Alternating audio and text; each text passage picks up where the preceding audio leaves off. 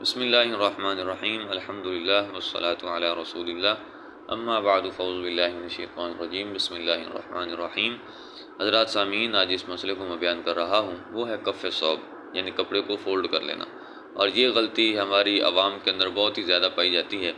چونکہ ایک ایسا گروہ ہے جس کی جانب سے چونکہ وعیدیں سنائی جاتی ہیں، اور جو یقیناً وعیدیں ہیں لیکن ان کو ان کے محمل پر نہیں رکھا جاتا، جس محمل پر ان کو محمول کرنا چاہیے تھا اس پر وہ اس کو محمول نہیں کرتے، بلکہ اس کا غلط معنی نکال کر عوام کے سامنے ذکر کرتے ہیں۔ اور عوام چونکہ ان کی باتوں میں آ کر جیسے ہی وہ نماز کی طرف آتے ہیں تو ایک کراہت سے بچتے بچتے وہ دوسری کراہت کے اندر جو نماز کے اندر شامل ہے تو اس کا ارتکاب کر بیٹھتے ہیں۔ حالانکہ مسئلہ یہ ہے کہ نماز کے اندر کف ثوب جو ہے مکروہ تحریمی ہے، یعنی اس کو فقہا نے مکروہ جانا ہے اور مکروہ لکھا ہے۔ اور فقہ کی جتنی بھی عربی کی کتابیں ہوں یا اردو کی کتابیں ہوں، اہل سنت بھی اس کو مانتے ہیں اور دیابنا بھی اس کو مانتے ہیں، جو فقہ حنفی کو فالو کرنے والے ہیں۔ تو ان کے اندر تمام کتابوں کے اندر تقریباً یہ مسئلہ لکھا ہوا ہے کہ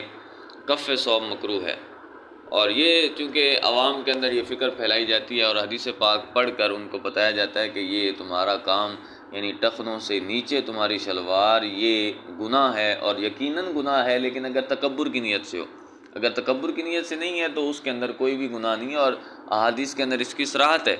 اور علماء نے اس کو صحیح معمل پر جب معمول کیا، اور پھر ایک حدیث دوسری حدیث کے لیے مفسر ہوتی ہے، تفسیر ہوتی ہے، تو لہٰذا ان احادیث سے یہ سمجھا جا رہا ہے کہ جہاں پر ان کی قباحت کو ذکر کیا جا رہا ہے تو وہ قباحت صرف اس بندے کے لیے ہوگی کہ جو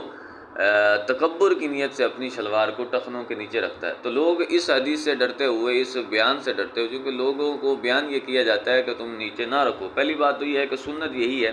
کہ ٹخنوں سے اوپر ہو شلوار۔ تو اگر کوئی بندہ نیچے رکھتا ہے اور تکبر کی نیت سے رکھتا ہے تو وہ نماز کے اندر بھی حرام ہے اور نماز سے باہر بھی حرام ہے۔ لیکن اگر کسی کی نیت تکبر نہیں ہے تو اب اس کو اوپر فولڈ کرنے کی ضرورت نہیں۔ ہاں البتہ اوپر جتنی مرضی چاہے کھینچ سکتا ہے، لیکن فولڈ کرنے سے منع کیا گیا۔ حضور علیہ الصلوۃ والسلام نے فرمایا امرت ان اسجد علی 7 اعظم ولا اکف الثوب والشعر، کہ مجھے حکم دیا گیا ہے کہ میں 7 ہڈیوں پر سجدہ کروں اور میں اپنے کپڑوں کو بھی نہ موڑوں اور اپنے بالوں کو بھی نہ موڑوں۔ تو یہ حکم حضور علیہ السلام کو دیا گیا، تو لہٰذا ہم سب کے لیے لازم ہے کہ نماز کے اندر نہ تو ہماری کلائیاں جو ہیں